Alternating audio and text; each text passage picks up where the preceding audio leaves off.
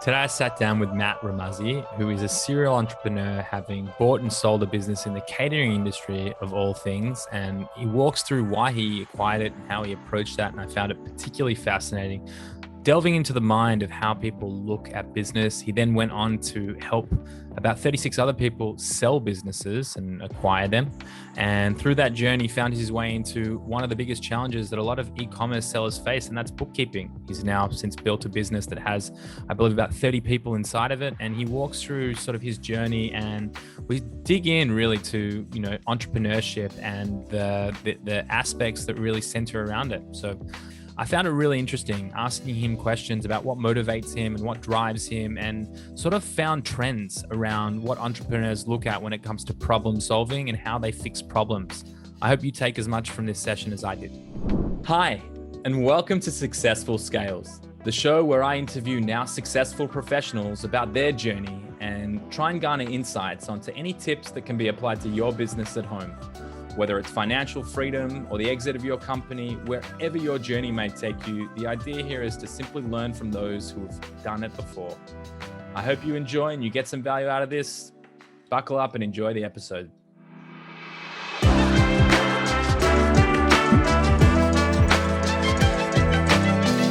Welcome to the Successful Scales podcast. Thanks for having me. Yeah, no, it's a pleasure. I mean, I've definitely enjoyed learning how to pronounce your last name for the last few minutes. That was brilliant. Really, Fuzzy Remuzzi. I'm not going to forget that in the second. That's a helpful way to remember it. Yes. super helpful. And like I was saying, now that I know, I feel like I probably would have got it wrong, but now that I've actually been told, anyway, moving on, moving on. It's great to have you. We, like most times, I go to start this, we get into an engaging conversation, and before you know it, you've lost your hour. And so here we are. So, I mean, interesting background, having, now the north of 21 years of entrepreneurial experience, but you're going to do a much better job in giving a little bit of insight into your background and where you sit today. So I'll let you actually control the room here and give us and those at home a little bit more insight into a little bit about you and your past and what you're up to today. Sure. Yeah. So thumbnail sketch, at the end of the year 2000, I graduated with the MBA program. I had an emphasis in entrepreneurship. And I really wanted to be an entrepreneur. I just didn't know what to start. So I got into a little of this, a little of that. I got a job for a little while, and then I was doing small business consulting. And the last thing I did there was small business consulting, helping companies raise money and things. And then I got laid off because it was the dot-com bust, and they didn't need me anymore. So I went out on my own to do consulting until I figured I'd get another job, and then finally figured out what I wanted my business to be. As it turns out, that was enough of a push in the right direction that things started going well. And I did a lot of consulting, worked with a lot of different small businesses. And eventually I got into the point where I bought a catering business, and ran that for a number of years, enjoyed that, but wanted to get into something else. So sold that business. As a result of selling that business, I thought, well, that wasn't that hard. Maybe what I'll do is I'll be a business broker for a little while till I find the next business to buy. And in the interim, sold about 36 businesses, never found the one I wanted to buy. But what I did find was that every time I'd go out talk to a business owner about selling their business, the first question was, well, let's figure out how much it's worth. Let's take a look at your books. And so often that was, well, we don't have any, or, oh, they're out of date, or, oh, they're kind of hopelessly wrong.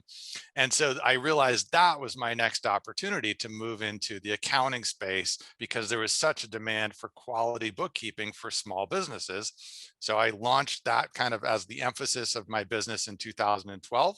And then a little while later, somebody came or called us and said, hey, can you do bookkeeping for my Amazon business? And I said, well, I've never done that before, but I'm sure we can give it a shot.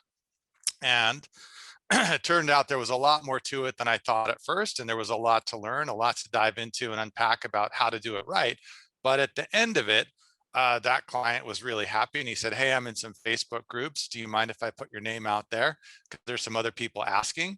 And long story short, here we are 700 plus e-commerce clients later, that's become our single biggest specialty and our sort of go-to identity as CapForge. We're e-commerce accounting firm at this point, and I love it. It's been great. The growth has been fantastic, and really being able to help people in this space has been great, because a lot of people come into it not particularly being previously business owners, and certainly not being accounting specialists or bookkeeping specialists. And so we're able to help them out on this aspect of their business, so they can go back to kind of focusing on what they're good at, finding products, building brands, growing and scaling that side of things. So it's been a long journey with a lot of twists and turns, but I feel like it's all kind of added up to where I'm at today. Wow, that was a great and super interesting background. I mean, I'm sure you saw me furiously writing down notes just then on everything. And, as much as I'm dying to get into your current state of, what you're up to right now, and I'm super curious about sort of the audience, you had some great points, or I mean, some interesting insights around the fact that, Amazon, the Amazon ecosystem, a lot of these people are sort of first-time business owners, and they're really catapulting on the back of, I'm putting words in your mouth here, but they're catapulting into this sort of realm of, multi-million-dollar business owners very, very quickly. And so I'm sure that's going to be an interesting conversation we'll have a little bit later on. But you said at the very start that you were always drawn to entrepreneurship. And I think for a lot of people in that sort of discovery phase of where they sit in their life, in business, and sort of what's going on, we're all trying to find our way, trying to understand like what makes us tick, what excites us, what are those driving forces, what are we particularly better at than a lot of the other things that we're quite terrible at. What was it about entrepreneurship that drove you to say, that's what I want to be? I want to be an entrepreneur. I don't, that's a good question. I don't really know. I mean, I know as early as when I was in elementary school, 10, 11 years old, I was always intrigued by the idea of, you could do your own thing. You could buy something for $5 and sell it for 10. And I thought, man, if I could do that once, I'd make $5, but if I could do it 10 times, I'd make $50. And if I could do it, and it was always exploded in my head. If I did it a million times, I'd make, and I always was looking at, whatever I would see, whether it was a Main Street type business or a service business, or the guy would come to cut the lawn at my parents' house. And I think, so he charges us $35 for that. And I wonder how much it costs to put, gas in the lawnmower. I don't know. My brain just always goes to, I wonder how that business works. I wonder if you could start one successfully, grow one successfully, what the numbers are behind it. It's just something that always was, my brain always asked that question from my earliest memories. And I didn't get, it wasn't because I got encouragement at home. My dad would always say, well, yeah, that's fine, but go get a real job. And then you can do something on the weekends if you're really still interested. But there was no, it was the rich dad, poor dad, except I didn't have a rich dad. I just had the one, the poor dad. I said, go get a good education, get a good job. And then, that business hobby thing you keep talking about, you can do that on the weekends. So I don't know, from my earliest days, that's just always how my brain functions. I'm like a business nerd. I wouldn't say savant. I'm not that smart, but I'm just always thinking about how businesses work. And I always joke with people, on when the ambulance is taking me to my final day, my final dying day, I'll be riding in the ambulance thinking, ambulance services. I wonder how that works. I wonder if there's good money in it. Services. Just that'll be my departing thought. So it's just the way I'm wired, I think.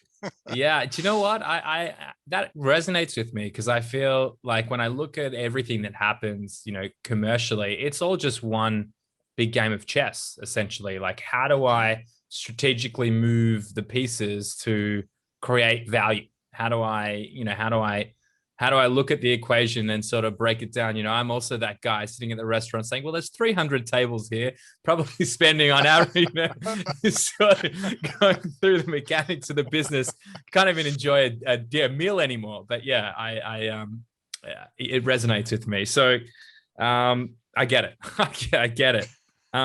You had a lot of very interesting things, throughout this journey of 21 years. And I'm sure there's going to be at least a further 21 years. I feel like like you said, that entrepreneurship journey will probably end in the ambulance, Yeah. probably, at the ripe old age of 120 when they've when they've figured out how to take us there by, I don't even know what at that point in time, what vehicles will be moving in. Maybe we'll get Elon Right. Musk on this and he can tell us. But you mentioned that you went down the route of raising capital. Right? Did I make that? Sorry. I You didn't worked go. as a You worked as a raising consultant, right? capital. Correct. It helps if I actually write better notes here. So that's right. So you said that you were working as a consultant raising capital, and I was super curious. For a lot of people, that's like one of the big challenges. They've got a great idea, and particularly want to talk about the clients that you and I are likely dealing with today. One of the biggest challenges that they have is that, as their business grows, so does the demand on the financial requirements around inventory, around media spend, around everything that's fueling the growth of their business. And so it becomes this sort of perpetual snowball of increased reward, but increased risk. When you were working in that field for that business as a consultant, what does that look like? Like, what does the journey around raising capital look like? It was interesting. And it was kind of like catnip to me. I loved it because you're always you're presenting these various business ideas to, a room full of investors who are going to scrutinize the heck out of it and figure out if this thing has any merit. And so to me, it was just a mental exercise I really enjoyed. And you're always trying to figure out, you're getting objections. Like, do you think the market's really that big? Do you think customers will really pay that much? Do you think you can really acquire a customer for the amount that you're projecting? And these were all good fundamental business questions that you'd hear over and over and apply to all the various businesses that we were working with to, try and help them raise capital. And they're just good questions to ask yourself about any business, whether you're an Amazon seller or you own a restaurant or have a service business or whatever it is. Those are all good questions. So it was really interesting to me to see how different people approached it and how often the entrepreneurs themselves were so enamored of the idea, they weren't thinking critically about it. They had these grandiose plans, but they didn't stop to think, is there really a market for this? Will people really pay that much? Will the adoption rate really be what you're expecting?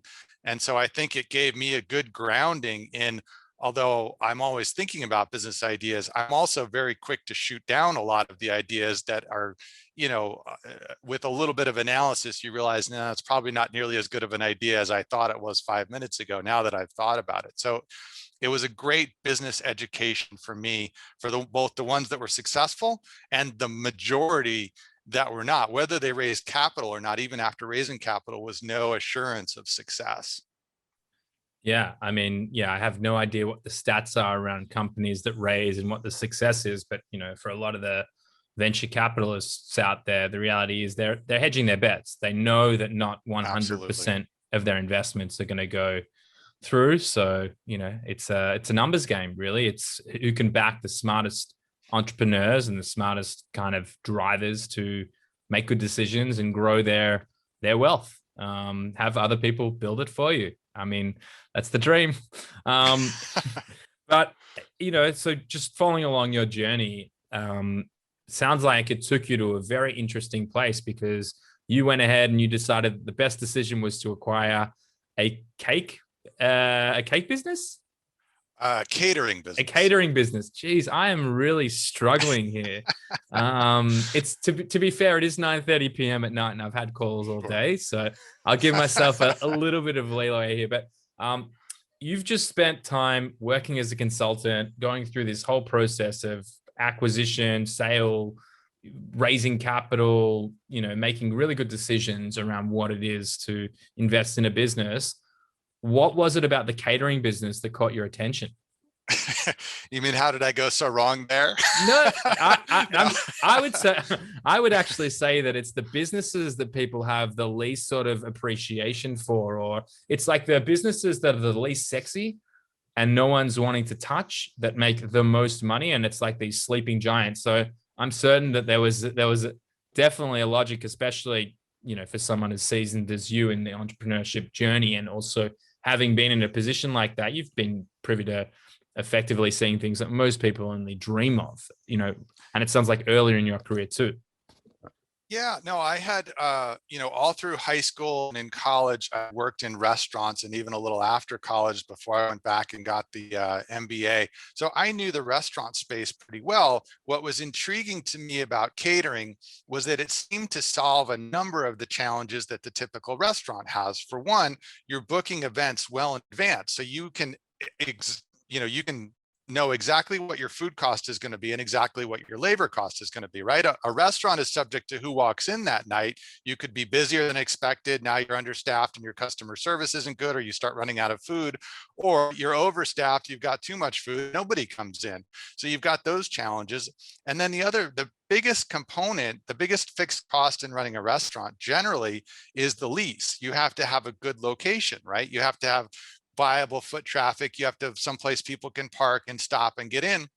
And so a lot of restaurants spend 10% or more of their revenue just on their lease. With catering, because you're bringing the food to the people, you can get a much lower cost location. So when I came across this catering operation, which seemed to have a lot of potential, but wasn't run particularly well, it had been run well for 25 years by the original owner. Then he sold it to a brother and sister who fought like cats and dogs and ran it into the ground for 3 years, but hadn't quite managed to completely tank the reputation or the operation.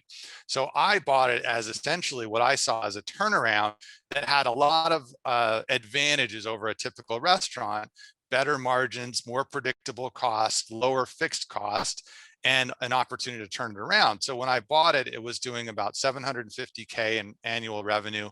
When I sold it, it was doing 1.5 million in annual revenue. So doubled the revenue and increased the net profit by about double. So it panned out the way I thought. The problem was, one, I didn't like it that much, just the general business to run. And two, it had other problems that I hadn't anticipated or foreseen. The biggest one being staffing was a real ongoing challenge. So I was right in what I thought, but what I didn't know was the hard part. And that's what I find all the time. What you don't know is the stuff that kills you, not the stuff that you know about and decide to take the risk or not. It's the unknowns that really throw you for a loop, or can do if you're not careful. So it was a great experience, and I did well with it. But I also, again, learned to even try to ask the questions. What am I not asking that if I did ask, I would think twice about it after I heard the answer? But there you go. I mean, you talk about the equation that you sort of assess there. And yeah, it's funny. I was literally walking past a cafe the other day and I noticed that it's the same sandwiches and cookies and everything that goes sort of in the display cabinet at like 10 of these coffee shops around. I live in Tel Aviv, Israel. And I'm like, that is a great business. It's all on consignment. So you know exactly what you're producing. You don't take any responsibility. Like running a restaurant would have to be one of the most challenging businesses to run. And I commend anyone that goes into that space because like you said, you're trying to predict so many variables. There's the people management from the chefs that, if a chef doesn't come in, then what are you going to do? Right. Yeah. If you're understaffed, if you're overstaffed, like you said, if you're doing poor ordering, something happens to your supply chain, if your produce goes bad, like there are a lot of variables that are so far out of your control. So a business like a catering business, it's way more predictable. And, I don't know how many years you had the business for, but it doesn't even matter because to take it from 750 to 1.5 million, to increase the profitability, to acquire it, to sell it, to have that experience, to realize that, especially I would guess people at that sort of, limited skill level from an operational standpoint is the challenge you likely didn't love in the business, which is sort of what you sounded like you were alluding to. So, that in itself, also, you tick a massive box, right? You've now you've acquired and you've exited a business. And so that journey, you've completed the journey on both ends. You now have this real arsenal of skills where you can say, right, I can, I've ticked a lot of critical boxes around making really wise business decisions moving forward. And so, I think that the next point that I'm very curious about is you very casually mentioned that you'd sold 36 businesses until you sort of found the right opportunities. What was that like? I mean, what was the business, or you were consulting, or how did that work when you were selling 36 businesses? Talk me through that. So when I sold the catering business, I chose to sell it myself, which is not a popular decision. Most people use a business broker, but I saw what the business brokers were charging and the value that they were supposedly adding, and I didn't think it added up. So I thought I'd be able to do it on my own, which was the case. And I decided based on that experience that maybe my next thing to do would be I'd get my license, I'd become a business broker on my own rather than joining a brokerage firm where I'd have to give up a portion of each commission. And again, I'm not sure that the value they were adding and being part of their organization would compensate me for the amount of commission I'd be losing on that. So I went ahead and got the license and launched myself as a business broker. And that was, again, it was great in that I got to talk to all different kinds of businesses, everything again from sort of main street shops, restaurants and bars and dry cleaners to, very unusual businesses. I sold a business where the guy specialized in creating newsletters for hospitals to send out to their constituents. So, I didn't even know that was a business before I found him. And it turns out he was doing well with it and he had a great business model and I helped him sell that. So it was, again, right up my alley, and that I got to analyze dozens and dozens and dozens of businesses. But I also learned great negotiating skills in working with the buyers and sellers, and deal making skills in that, it's you kind of think from the outside, well, I'm going to help the seller really get the best deal. But you very quickly realize if both sides aren't in agreement and both sides aren't getting a good deal out of it, it's not going to come together. So there's really, it's much more about coaching and psychology and, sort of talking people off the ledge throughout the process than it is about, maximizing the cash for the deal, or pitting, multiple buyers against each other. That rarely happens. So I learned just a lot of the psychology of working with buyers and sellers and how to maximize the value of a business to the extent that we could, and how to, what the buyers were interested in looking at and what we could do to help increase the appeal of the business, in the short amount of time between, okay, you're interested in selling and all right, let's go to market. We don't have a lot of time to get this cleaned up, but let's do what we can. And to the point you and I were talking about before we started recording, learning some of the pitfalls of businesses, like guys who have their name on the door, right? John Smith Plumbing is much harder to sell than ABC Plumbing, because people assume that, oh, everyone does business because they know John and John's got all the contacts. And when John tries to sell his business, a lot of the customers are now going to, go somewhere else, or at least be open to working with someone else, because John was sort of the whole thing behind the business. So just seeing that stuff play out in real life versus in theory was, again, a great education for me. The whole idea behind it for me was that I'd be the first one to see a great business before it even came on the market, be able to buy my next deal. That didn't end up being what happened, but along the way, I learned a ton and, made good money selling these other businesses. And I think that takes me to the next portion of our segment here. I mean, to me, that you just strike me as the consummate entrepreneur. I mean, the fact that you went through, your intentions were very, very clear cut.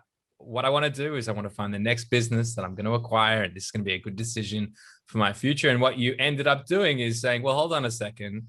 There's a bigger problem here at play. And there's this common problem that no one knows how to cook their books the right way and build it from the start or for exit, or sort of manage that as it goes along. So I think like a lot of us going through that journey, you come up, and I've noticed a lot of it, particularly around technology companies, and we're sort of going through this shift too, is that you build a service-based business, you understand the problems that you're solving for your clients, and then you think, well, maybe technology could solve that even better. And you see these evolutions of a lot of businesses sort of pivoting into building this solution that can impact more people. And I think back to you and the fact that you found your way into bookkeeping. I mean, it's almost non-linear, but it makes very, very clear sense to me. So what was it specifically? Was it just the fact that there was the problem that you saw in market that you said, I could do this better? And that was sort of sent you, I'm seeing nods here. So was that what sent you on your way? There was a very important component where before I had zero interest in doing bookkeeping, and afterwards I had a ton of interest. And the difference was I always thought of bookkeeping as something that was local, right? You would go to the offices of the businesses, you would have to sit there and work in their office on their system. And so you're dealing with drive time, and just doesn't scale well, right? You have to spend a lot of time having people driving all over the place. And even then you're, within the limits of where the city that you're located, that's sort of the biggest your market's going to be. And I had really no interest in that. I didn't think it scaled well. It didn't get to a size that would have interested me as a business. And then I came across a business listing for a virtual bookkeeper. And I was very interested in that because here was a guy he moved to Texas and he left his bookkeeping business in Hawaii behind. And you can't get more virtual than that. You can't go check in on your business in Hawaii if you live in Texas, right? Not easily anyway, not without getting on a plane. So the fact that he could have a viable business doing bookkeeping without being in person, now suddenly I'd always seen the demand. Yeah, we need good bookkeepers, but I'm not going to get into the bookkeeping business because I don't want to go drive and sit in people's offices. But once I saw that and I looked into it more, oh, wait a minute, there's the, online stuff you can do. QuickBooks Online was just becoming a thing at that point, and people were okay with hiring you to do their books, even if you weren't sitting in their office. Now, instead of my market being just my local town, it's the entire US. And actually now we've got a lot of international clients. So once the scalability of the business became viable in my mind, I was much more intrigued because it had lots of other good points, right? It has recurring revenue. So you're always building on a base. You've got, incrementally more cash coming in every month. There's ancillary services you could sell. And honestly, most of the people doing it are crap at it. They're either crap at the books, or even more, even if they're good at the books, they're terrible at finding clients because they're bookkeepers, they're introverts, they're terrible at talking to clients or business owners kind of one-on-one. And that's what I was really good at. I'd spent the last 3 years, 4 years selling businesses, talking to business owners. So I could go in and talk to them, no problem, about bookkeeping without getting too in the weeds and talking to them about bookkeeping that they didn't really want to talk about. Really, they just wanted to say, hey, I have this problem in my books. Can you fix it? Yes, I can. Great, done. They didn't want me to tell them about journal entries and ledgers and double entry accounting. They had no interest in hearing any of that. But that's what the typical bookkeeper would go in and start talking to them about. Oh, I can do, double entry accounting, and I use QuickBooks, and I post journal entries. And, you could just see the business owner nod off. Yeah, I don't care. You're making Can you me solve my you're making problem me or not? anxious right now. So So it was a good fit for me between, okay, here's a business. Now I can see a way to scale it, and I can go in and beat the competition because I can outsell them. I can sell rings around them by just understanding what the customer is interested in hearing about and what they're not interested in hearing about. So it just all came together in a great fit for me, for my experience and that business. and I think there's a lot to learn from that as well. So like I was saying sort of before, we all go through this journey. We're trying to understand what we're uniquely good at. And when you sort of get past that superhero syndrome where you think you're the person who can do everything the best, which, I find that a lot of people sort of had that mindset of like, I've got to do it. I've got to be central to it. Um, if you can move past that realization and, let the ego go and actually understand that there are for me, I'll speak about myself. I have far, far smarter people in the business than me. I just play my part, and that's what I do. I bring in much more intelligent people to deliver things. So I would say that right now, today, or my question is, how much do you have to do with anything that relates to actually double entry accounting or QuickBooks? Are you having to actually jump into any of that stuff, or have you actually built the infrastructure? You mentioned scaling it. Have you built the infrastructure to allow you to sit inside of your unique position and do exactly effectively what we're doing right now? Right. Yeah. No, my goal was to get myself out of it as quickly as possible. I mean, I grew it, myself. I spent about $500 getting it started. And I can do it. I feel like it's tough to manage something if you can't do it at all yourself, right? I would have a hard time managing this business if I knew zero about accounting or bookkeeping. So I did it myself for the first 6 months until I had enough revenue coming in that I could hire my first person, who was a really smart bookkeeper, just like you. My business is full of people much smarter than me and certainly much better than me at accounting. But that way, she could do, the first person I hired could do the bookkeeping and I could go out and sell more. That was how the business was going to grow. I never had the interest of being the guy that does it all or owns every piece of it, or is the master of all the pieces. I'm like exactly like you. I know where I fit. And my goal is to fill in all the spots around me to support the overall growth of the business. But I don't imagine or pretend that I'm the best at all the pieces or even most of the pieces. I'm good at what I'm good at, which is growing the business and scaling it, because that's not what accounting people are typically good at. But if I bring them the work, then they're great at doing it and getting it done and delivering it and keeping the clients happy. So we all have our role to play. And my role was to, as quickly as possible, step out of day-to-day bookkeeping and go on to other things. Which makes a whole lot of sense to me. And you've been on this journey now. You've gone through this, a number of times here, and you know, I wouldn't even say arguably extremely different businesses from catering to bookkeeping. I mean, they couldn't be further apart. So my my mind takes me to the position of asking you, do you have like a framework, or is there something when you're from assessment of the business itself all the way through to getting in there and then, effectively looking to scale it and remove yourself? Like, is there a process that you follow that helps you sort of get there? In terms of being able to kind of get to the position that suits me best, I mean, I think it starts with just understanding it. But I'll tell you, when I bought the catering business from the brother and sister, he worked in the kitchen and the sister worked in the front office booking things. And he was shocked, and I mean literally shocked, that I wasn't interested in coming and training with him in the kitchen. He just assumed, like, how else could you run this business if you're not in the kitchen cooking like that? And I said, no, believe me, I worked in restaurants long enough. I'm not a cook. I'm not the kitchen guy. I'm going to hire a guy who's been in the kitchen for 20 years. He's going to be the cook. And his mind was just blown. He couldn't understand how I could run a catering business if I wasn't in the back with an apron holding a knife. And that's not where I'm going to add value. Where I'm going to add value is looking at the whole business and figuring out what each part needs and where there's room for improvement in each part. And so I guess that's kind of what I do with each business, is looking at where can I find room for improvement in each of the segments. And there's a consulting book on sort of how to scale your business. I think it's called Traction. And he talks about having the right butts in the right seats. That's the whole idea here, right? The best guy to be in the kitchen is an experienced cook, right? The best person to be in the front office is an experienced salesperson who can book events. Or in our business, right, the best person to be in the accounting seat is an accountant, not me, right?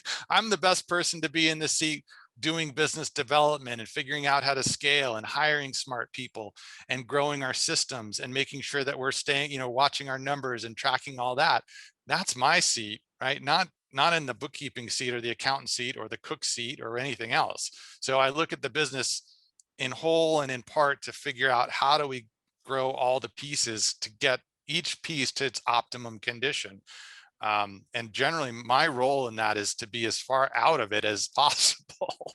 Yeah. Yeah. Well, again, you're looking at it from not just 10,000 feet, you're really assessing the dynamics of what is the business that I'm stepping into. You're being very methodical about what can I bring in that is professional, experienced in that specific function. You're not going to learn how to cook after, X number of years. And, at least not to a point realistically where, thousands of people are going to, I mean, you could be the best chef in the world, but it's going to take you a minute, right? I think that in itself is it's a very methodical and meticulous way to approach, how do I assess the value of the business? How do I insert myself into the value creation that I can have and the impact? And then how do I remove myself gradually to really focus in on what that looks like? And the book that you referenced, I am a huge advocate. It's a Traction, Getting a Grip on Your Business by Gino Wickman, and GWC gets it, wants it, capable. So, you have a lot of people that you bring into the business that might be one of those three things or two of those three things, but you really need to have those people that, get it, want it, and are actually capable of achieving that one specific function and role that they're playing to really turn that business function on its head and really, accelerate its direction and its growth. And yeah, I mean, for anyone listening who hasn't heard me also mention traction, I think one of the best things that we did as a business was started to run on EOS. And, our whole team has alignment now on what our quarterly rocks or goals are, what they're driving towards, any of the, it's not just about sales targets. It's really about how do we all drive toward the fundamental mission around our core values. Who are the people that we bring into the business? It really, I mean, I think for me and for a lot of people, and it sounds like you also might be running on EOS too. It just has such a fundamental shift in the mindset, not just as the owner of a business, but also from all the team members inside. It helps sort of bring everyone together and driving really quickly into the same direction. So yeah, great call out. Thank you, Gino. Actually, I'm very fortunate. I get to sit down with Mike Patton, who was the visionary after Gino Wickman. I'm sitting down with him tomorrow to record a podcast. So very interesting to Oh, nice, yeah. So nice. super excited to dig into asking him what does it look like to scale a business when that's really what they are entirely focused on as an operation. But that's not what we're doing here today. We're talking to you, and I think we're actually talking about some very fundamental challenges that a lot of the audience, knowing that a lot of people that are tuning in are in the e-commerce and Amazon space. And, like you sort of said at the start of the session, a lot of them are business owners for the first time.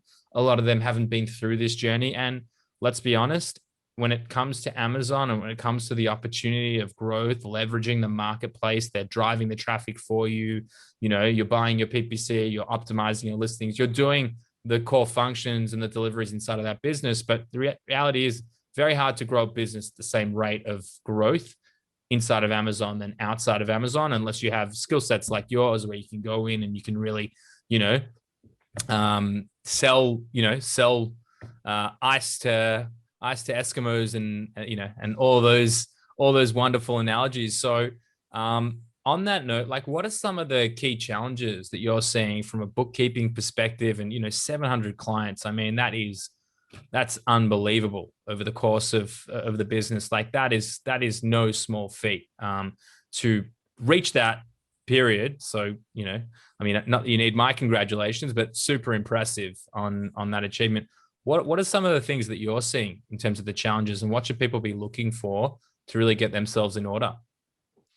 Well, I think the biggest thing that we see is just people not realizing what they're missing by not keeping track of this, right? A lot of people come to us with virtually no books or, an Excel sheet that sort of gives them a general idea, but this is a very data-driven business, right? Your decisions should be made around the data and the stats that you have access to rather than your gut, because your gut can often be wrong or only partially right. It doesn't give you the full information, right? It's a hyper competitive market that small incremental changes make a big difference. So not taking advantage of these things, it really puts you at a disadvantage to the sellers that know their numbers, look at their data, make data-based decisions, and drive their business forward under that sort of model versus a gut feel. Or, sometimes like people get lucky, right? They'll pick a product that happens to be trending at the moment. They happen to get in early and get a good price on their first, couple purchases of inventory, but that can fool you into thinking you know what you're doing, but not necessarily, right? What do you do when a competitor comes in and undercuts your price or outbids your PPC? Or, do you understand which of your products are profitable, the most profitable, which are not, the turnaround time, and how long your inventory sits, and your Amazon fees relative to your income as a percent of sales, and, that kind of stuff. If you're not taking advantage of those things, I find that, sooner or later, you're going to revert to the average, even if you took off at a great pace or had some initial success, unless you're really keeping an eye on that. So what we can help clients do is understand those numbers, understand where they're sitting at now, where they've been, and what it will take to get to where they want to go, and put some real hard data behind it so they can then make data-based decisions. And I think, again, it's just an inexperience overall in running business. There's so many things to think about. And sometimes people get caught up in the wrong thing. They're worried about their logo design or their brand name, or, should it be 1995 or 1997 or 1999? And they're focused on these things that they can control, but which don't move the needle the way other things would, like getting your cost of goods sold down by 25%. That's where you're going to see a big ROI on that, understanding that's where you have a lever to pull, versus some of the other things. So just trying to help them, education overall, and then providing useful data they can use for decision making that they don't currently have is the biggest thing I think we help with.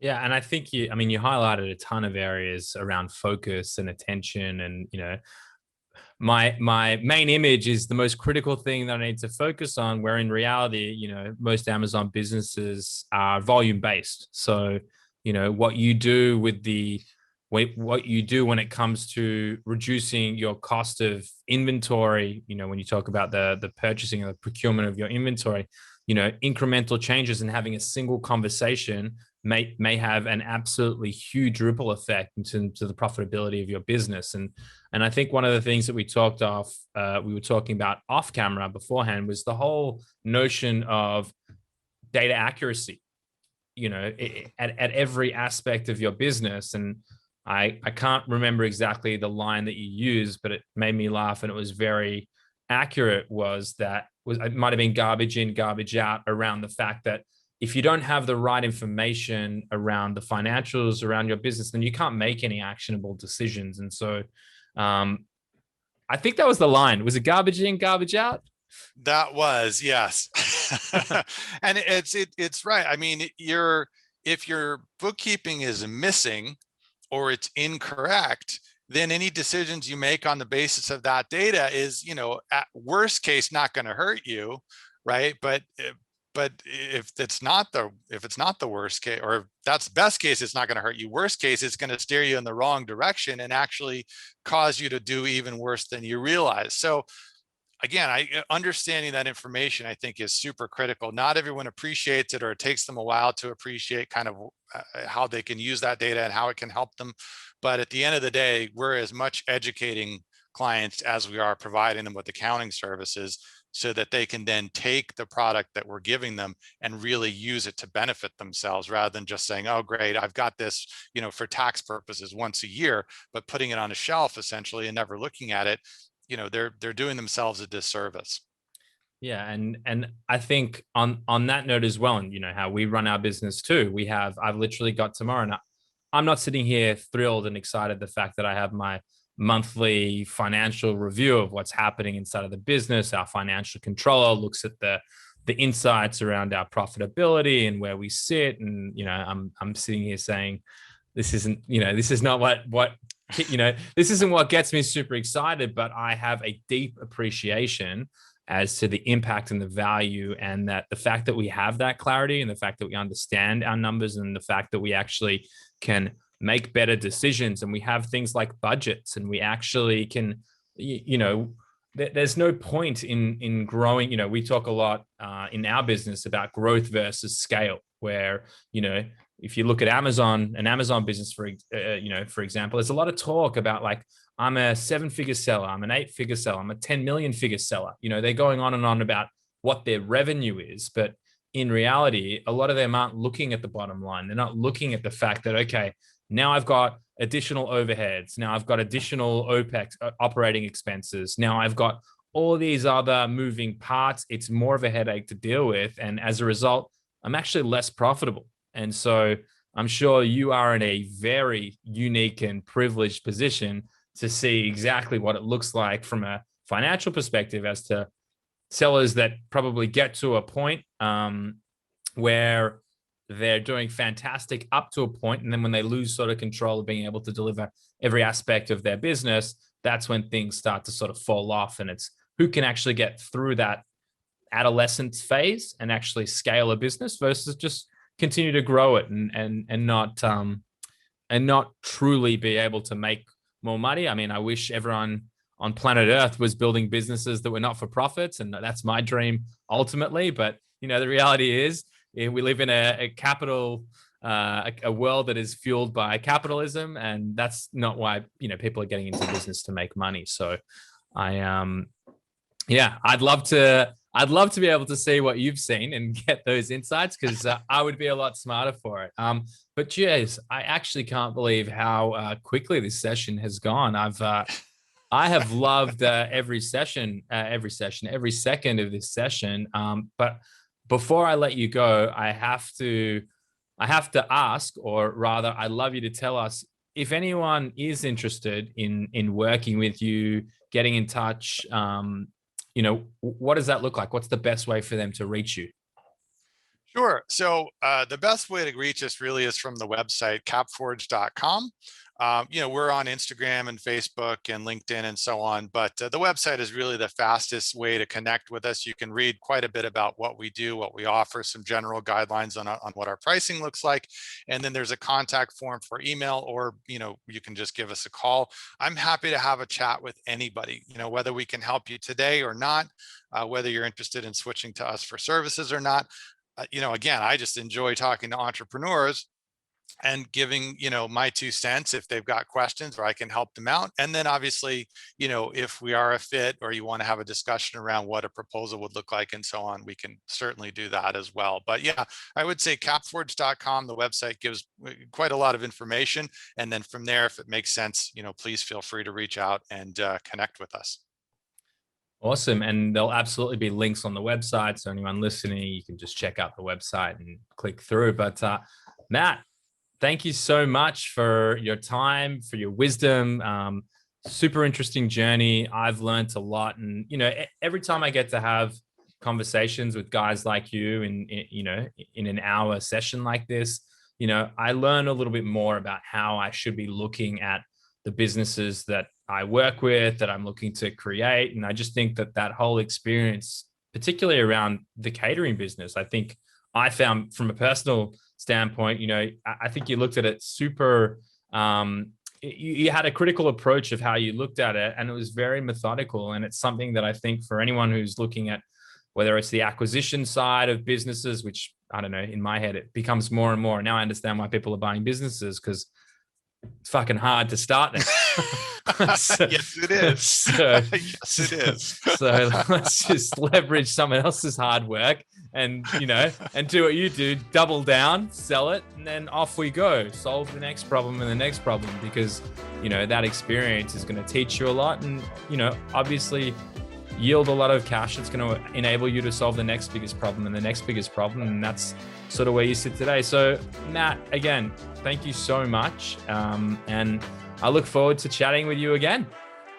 Yeah, thanks for having me. I had a lot of fun. I feel like we're kindred spirits here in our entrepreneurial thinking, and I enjoyed it. I appreciate your having me. Awesome. Well, we'll have to get you back on again at some point. All right.